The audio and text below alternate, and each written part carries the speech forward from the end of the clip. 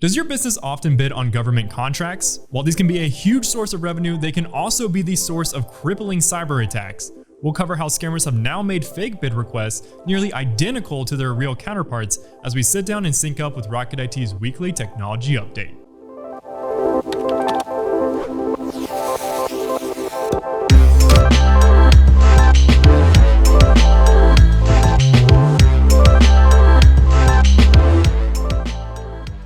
Hello everyone, I'm Chris Swinson, Technology Insider here at Rocket IT, and welcome to Sync Up, your new home for trending technology news. Scammers have been posing as government agencies for years.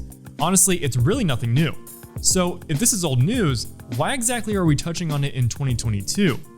Well, scammers have recently stepped up their game with a new phishing campaign targeting businesses that often bid on government contract work. Previously, scams of this nature were quite sloppy and poorly executed, to be honest.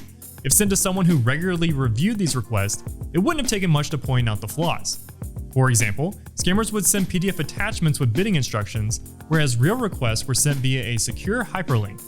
Additionally, nearly every fake PDF had metadata crediting an author named Edward Akbadermo, rather than the government agency that realistically would have created the document. Now, all of this has completely changed.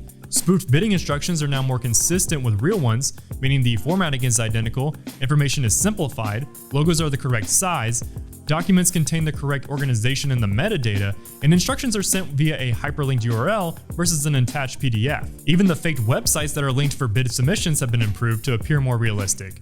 For example, these phishing sites now have HTTPS, which has often been thought to be a telltale sign that the site is safe to visit.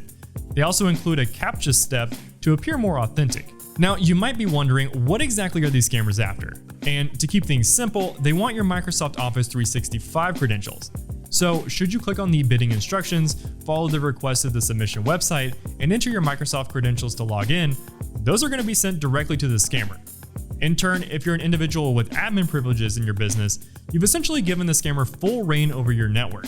So, as someone who doesn't want to make this mistake, what exactly should you look out for? Well, first, it's important to note that the current phishing campaign appears to come from either the Department of Transportation or the Department of Commerce. If you receive an email from one of these entities, definitely take a closer look. Also, pay close attention to the URL bid submission site.